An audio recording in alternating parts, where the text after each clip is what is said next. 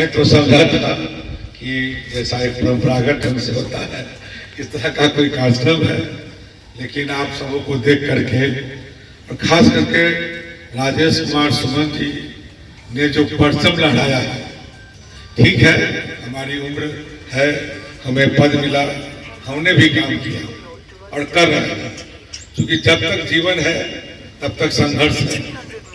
और ये आपका जो समय है ये अभी जीवन का टर्निंग पॉइंट है।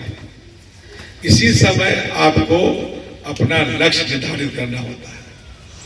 और जब इस तरह का एक गुरुकुल मिले और राजेश जी जैसा एक राष्ट्रीय अंतर्राष्ट्रीय पहचान के व्यक्तित्व का आपको सानिध्य मिले तो निसंदेह आप में एक सकारात्मक सोच डेवलप करेगा। और सकारात्मक और अनुशासन, कहा जाता है अनुशासन ही देश को महान बनाता है। तो सकारात्मक सोच और अनुशासन यही आप में एक दृढ़ता पैदा करता है, इच्छा शक्ति को पैदा करता है। फिर आप मैट्रिक इंटर जो आपका बेस है इसी से एक हो जाता है कि हमें जीवन इंटर के आधार पर बहुत सारे जॉब्स हैं, बीए के आधार पर है, एमए के आधार पर है, बहुत सारे इस तरह के वोकेशनल कोर्सेज हैं जिसमें शिक्षा प्राप्ति का उद्देश्य हमारे यहाँ मूल रूप से होता है कि हम डिग्री प्राप्त करें, अच्छे जॉब में जाए। लेकिन आपके सामने में राजेश जी उदाहरण है कि खुद जॉब में नहीं जा करके सैकड़ों हजारों को अब तक इन्होंने जॉब में अपने प्रयास से, अपने मेहनत से और उनको पढ़ा करके वहां पहुंचाया।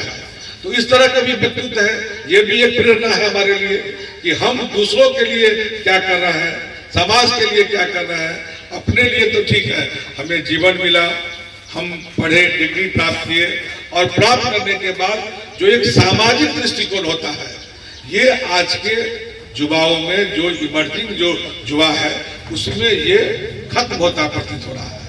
तो इस तरह के जो संस्था है ग्रीन पाठशाला, BBBSS क्लब और सुमन जी जैसे लोग बिरले मिल रहे हैं जो अपने बच्चों को, नई पीढ़ी को यह प्रेरणा दे रहा है कि आप शिक्षा ग्रहण करें और सकारात्मक शिक्षा ग्रहण करें, गुणात्मक शिक्षा ग्रहण करें और अपनी व्यक्तिगत लक्ष्य को निर्धारित करते हुए परिवार तो है ही, आप समाज की ओर भी आपका गुण होना चाहिए, आपका मुखातिब होना चाहिए कि आप यहाँ तक जो पहुंचे हैं, ये बेंच किसी ने बनाया, ये माइक किसी ने बनाया, ये घर किसी ने बनाया, ये टेबल किसी ने तक होना चाहिए।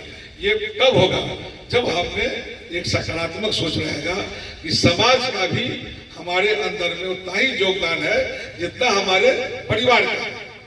तो इस अवसर पर आप सबने हमें सम्मानित किया, हमें तो आदर्श भाव जोड़ देख करके और प्रसन्नता भी है कि राजेश जी जैसे लोग हमारे बीच में है।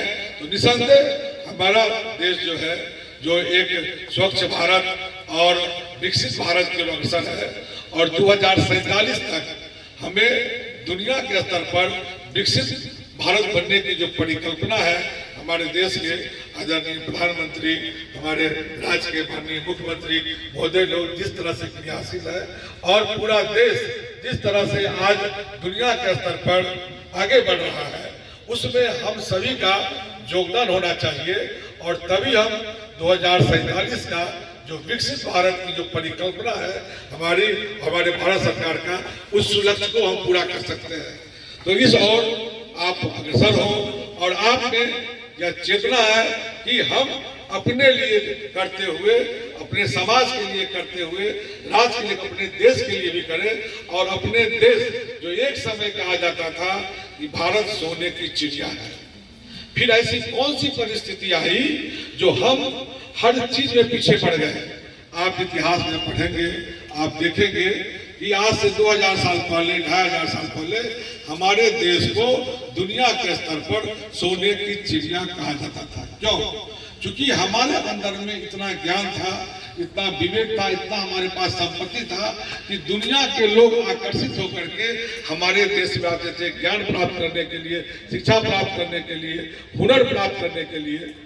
तो आज बीच में ऐसी कौन सी परिस्थितियां आई जो हम लोग बहुत पीछे पड़ गए। तो बीच का जो काल है वह बीच का काल है दुखद काल है, जिसमें भारत की जनता को 90% स्तर पर ज्ञान से और विकास से अलग कर दिया गया। बीच में जो कुछ काल आया उसमें 100 में 90% लोगों के लिए ऐसी नीति बनाई गई, दुनिया के स्तर पर ज्ञान और विज्ञान की खोज होने लगा। हमारे यहाँ जो ज्ञान और विज्ञान की परंपरा थी वह खत्म होकर करके हमारे देश के लोग ऊंच नीच, छोट बड़ा, जात पात, छूत अछूत की परिकल्पना करने लगे।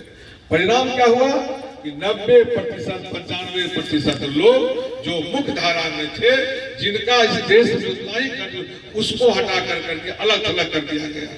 और परिणाम हुआ कि छोटा छोटा टुकड़ी वाले दुनिया के गिरोह सब आकर के हमारे देश को गुलाम बनाते चला गया और हम सैकड़ों वर्षों तक गुलाम रह गए। फिर हमारे देश के लोगों में चेतना आई, मोहनदास करमचंद गांधी, भगत सिंह जैसे लोग आए जो अपनी शहादत दिए और सभी लोगों को गोलबंद किए। जैसे अभी राजेश बाबू ने बताया कि हमारे पीठ में सभी तरह के बच्चे बच्चियां पढ़ते हैं, हर समाज के, हर तबके के, हर धर्म के लोग पढ़ते हैं और इनका काम है ज्ञान प्राप्त करना। और जो ज्ञान है वो सबके लिए बराबर है। अब कुतुब मीनार की स्थापना किसने की, ये सबके लिए ज्ञान की बात है। ताजमहल की स्थापना किसने की, वह सबके लिए, इसमें कोई जाति धर्म नहीं है। जब जीके का क्वेश्चन आएगा तो आपका जो एग्जैक्ट डेट है वही आप भरिएगा। तो कहने का तात्पर्य है कि अभी जो 2047 की परिकल्पना है और हमारा अतीत इतना गौरवशाली रहा, बीच में जो कुछ दुखद काल आए उससे उबरते हुए अब हम 76 वर्ष की आजादी के बाद आगे बढ़ रहे हैं। तो ये युवा पीढ़ी कल के आप भविष्य है और आप ही से भविष्य तय होगा कि आप जीवन में क्या करेंगे। तो अभी से आप एक सकारात्मक सोच डालें और अतीत का अध्ययन करते हुए वर्तमान को देखते हुए